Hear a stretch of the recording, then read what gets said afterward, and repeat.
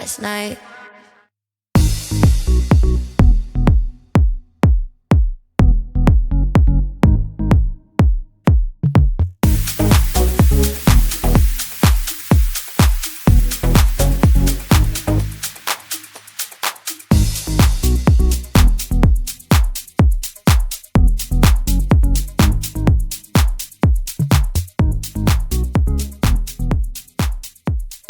Alright guys, welcome to Greece, and 31 knots cruising in comfort, and very soon to be wind chop and then waves in what is an exceptional platform. And I think a lot of you guys are going to be interested in this for multiple missions, so we'll talk about that throughout this video. But first things first, we're getting straight into what is now much more considerable wind than what we had on the drone shoot, which I'm very happy to see. So we're going to just bank into those waves and we're going to go straight into them at a speed range. I'm actually going to drop the speed so it matches somewhat the drone conditions we had before. We got considerable more wind and we're sitting at about 29 knots with an RPM of 4,400 and a fuel flow just over 200 litres consumption. I think some of the takeaways that I got to share with you immediately, we have been driving the boat for multiple hours now this morning since sunrise. It's now 8:30. This is a substantial piece of kit. So for any of you who are thinking Technohull, this is a different mindset. It is a different hull, it is a different boat, and you feel it at the helm. So this is much more of a high-speed explorer. It's capable of the fun activities that any of us want to do, but it's much more of a considerable, comfortable, generous on the space yacht as opposed to a day boat. That's the takeaway that I've had so far, and we're going to keep demonstrating that as we go along. So we are now going into short and sharp chop. We've got white caps around. I'm completely comfortable. You actually might be able to see through camera 2 the smoothness of the hull looking over the bow going into the waves. There's not a lot of vertical acceleration. Obviously the length of the boat is helping with that, but it's the displacement and the hull design as well. The other thing I want you to pay attention to is the wash being displaced by these fenders on the side. So it's not an inflatable fender, it's like a hard fender. So super practical for close quarters operations. We'll cover that again later into the video. And it's also having the function of sending a lot of the wash out. So I would be comfortable to run this thing hard in ocean conditions. So I'm just cruising it at 30 knots now, and we're hovering around 4,500, 4,600 RPM. I'm going to cut out to starboard now, and we'll just take the wind on our beam, and then we will go into even more waves. I'm going to keep maintaining this sort of gentle speed.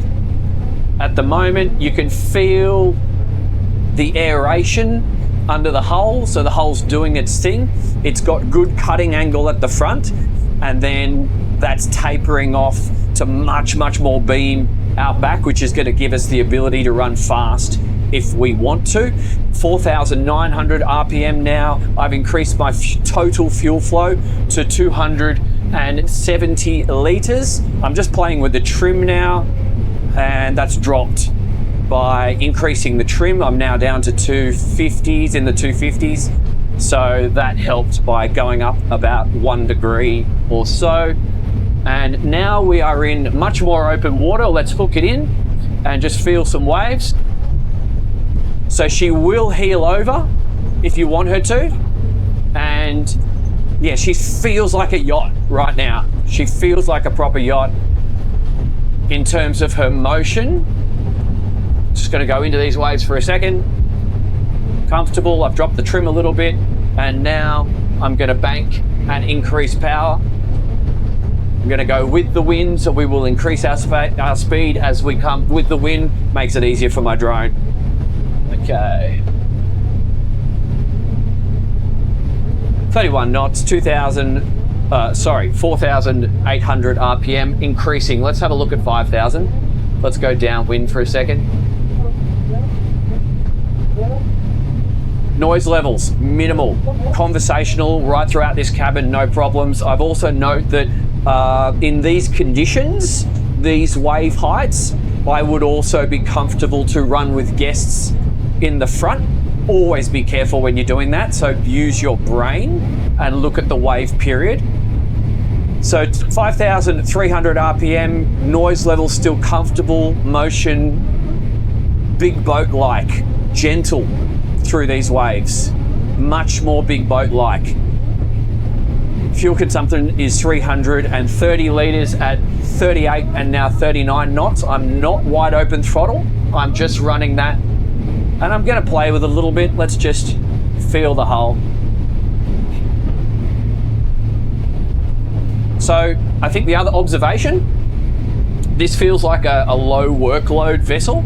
So if you have got friends or guests or customers that you need to manage at the moment, like I can see everything. I can communicate with all my mates just here. I can stick the thing on single throttle if I needed to. I've got clear sight lines right throughout the boat, and these doors are amazing. We'll play with them a little bit later, but they're huge and there's nothing to trip on. So just moving around the boat when your mind's a little bit busy with multiple things to do, it's nice to have a layout. To be fair, it looks very sexy, but it's from a functional perspective, there's not a lot that you need to think about in terms of tripping or falling. That's probably going to be good for your friends too. Okay, so now I'm wide open throttle and doing a little bit of a trim up, just playing with my settings here. I'm seeing 40 knots. We might see 41, 42. So that's going back to my earlier point. If you've watched my Alpha 50 video, which is much more of a speed machine, if you think about it, it bloody well should be. Because there's so much more boat. There's two cabins, there's cushions everywhere, there's this big cabin structure, there's huge doors, they're supported by metal. The cabin top has got a proper solid metal frame keeping this thing together. And at the moment, I'm not identifying any great rattles, which is interesting because I have identified on other brands when you have these big opening doors, they can rattle. Technohull told me that they did find some similar issues which they have since resolved. But look at that, 43 knots, fuel flow of 352 total. Trim, I've got the trim up a little bit at 10 degrees, 5,700 RPM, smooth, comfortable. We're always going to be dry in here. My air conditioning outlets there, and then there's two more in the back corners. So if you're tropical, or if you are needing essentially the heat, if you're in a cold place and you need to run some heat, I think it's going to be quite pleasurable as well. I think absolute season extender, something like this. So back to 5,400 RPM at 39 knots. 300 litres consumption and dropping. I'm going to put the boat into a turn in a second. In the flat water here, 5,000 RPM now is giving me 35 knots and 250 litres consumption, dropping below 5,000 RPM at 4,700. I'm seeing under 200 litres consumption and 32 knots SOG, and just checking, clear all around. I love the sight lines. Super good for situational awareness. So let's just hook it into a nice, fun and fast-ish turn. Flat water. Okay, let's get some heel over. I can see everything. I've got really good sight lines here. It's always a little bit harder when you turn to starboard if you've got wheel to port, so we'll check that in a second. But good. I don't feel any cavitation with the motors. I'll trim down for more efficiency. Yeah, you can feel that. So I think I trimmed a little bit too far down just there. So let's go back up and let's go to starboard. So, okay, look at this. So even now with an aggressive turn to starboard, from a standing position, I've got clear, safe sight lines out to starboard and still out to port, so I can see everything.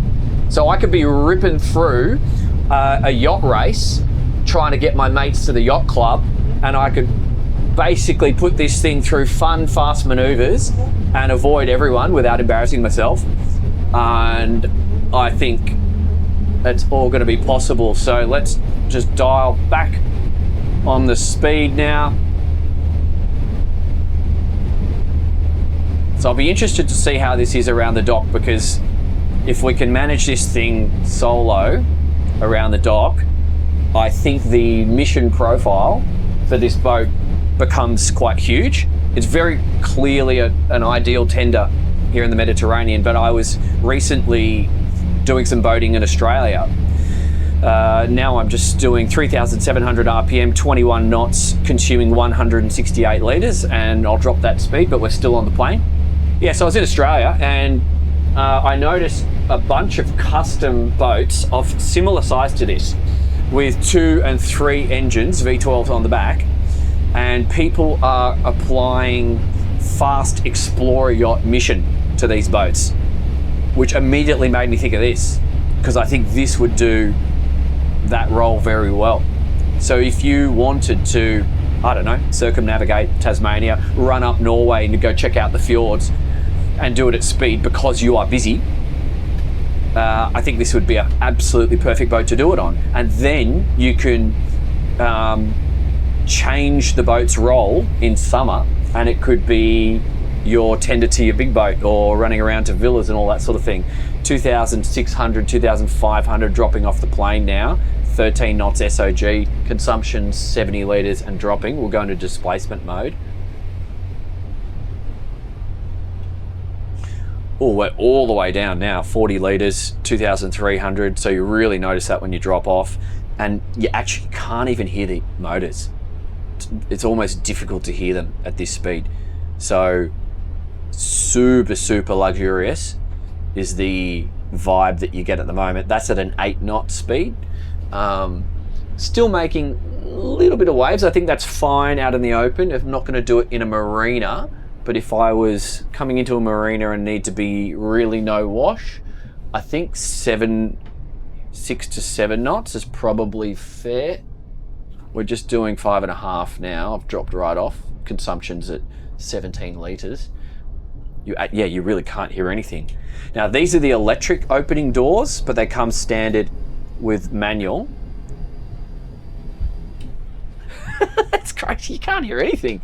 Okay, that's cool. We're gonna go from here to a close quarters situation. We will play with the anchor, and we will also play with docking the boat, because that's easy. Straight walk all the way back, super clear moving forward. So I think we just have to show you.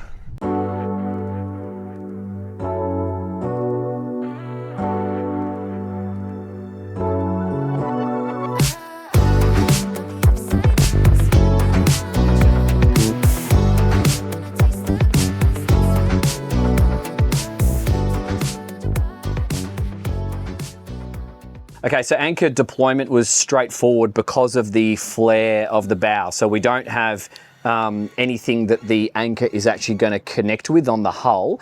Therefore, we don't need extendable bow rolls. I'm going to show you that in a second. We're in the process of raising the anchor. We just finished the tour. The anchor can be operated by this button right here. It's a simple up and down procedure, but come forward and I'll just show you in the anchor locker itself.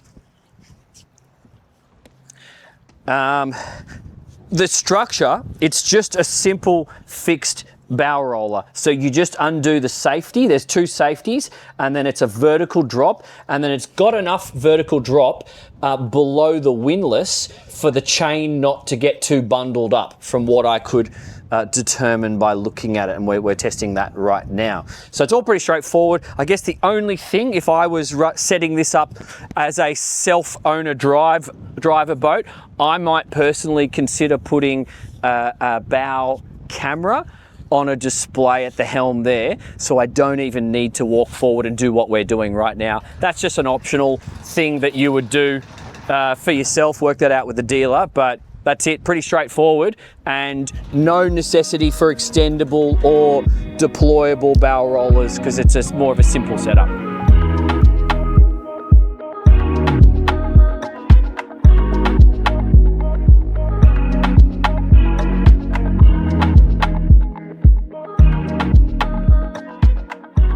right, ladies and gents, I hope that was a useful piece of content for you. And I guess now it's time to give this boat a bit of a wrap up as to what she's like at the helm, how she performs, and what sort of experience I guess you might or may need. I'm going to sit here so you can have a nicer background because we are at the fuel dock.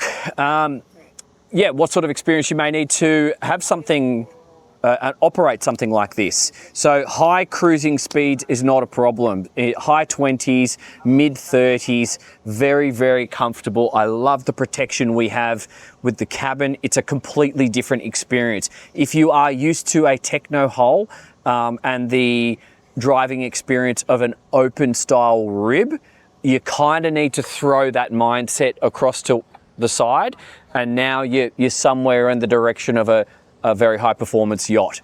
That's the mindset I want you to assume. You're still going to need to have the situational awareness and the high speed driving safety skills of being able to look out into the horizon and know what you're doing, but it's a different feeling. So we saw 43 knots top speed today. We have a full fuel of tank of fuel is the words I was looking for. I need a coffee. I had my first coffee at 4:30 this morning and I haven't had another one. I'm struggling. That's why I'm losing my words. So I believe with this engine package and a lower weight load, not loaded with people or fuel, you're probably going to see somewhere in that mid to higher 40s. And if you went for the triple rig outboard setup, you're definitely going to be up in the 50s and maybe more. So it all depends on the weight, the conditions, and what you got on the day. So without a doubt, this can be a 50 knot boat. If you go for the inboards, I guess you need to decide what mission profile you're going to assign to the boat. Are you taking fuel from your mothership, therefore do you need diesel, or is the extra range achievable with diesel motors important to you, or do you prefer the higher cruising speeds available with the outboards?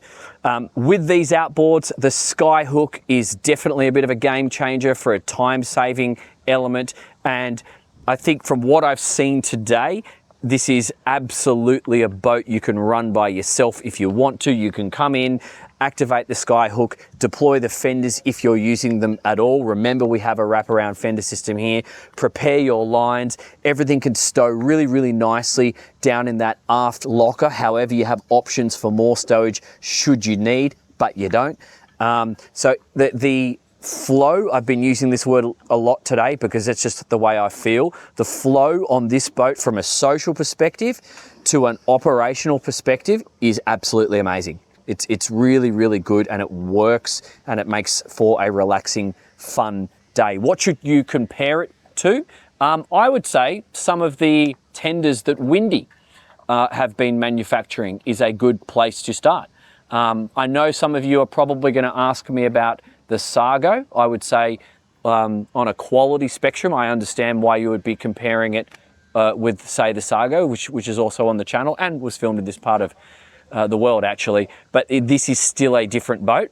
Do not go comparing this with an adventure boat. I think that would be the wrong comparison and not fair. This is a very, very high quality fit and finish, and it's much more of a what I'm going to term like a high-speed explorer yacht, okay? That's all I have to say. I hope that was useful. Do jump in and communicate in the comments. And as I always say, use this content to help yourself. That's what I'm intending it for. So hopefully it works. Love you lots. Support the channel. Give us a like. I'll see you in the next one. Thanks, guys.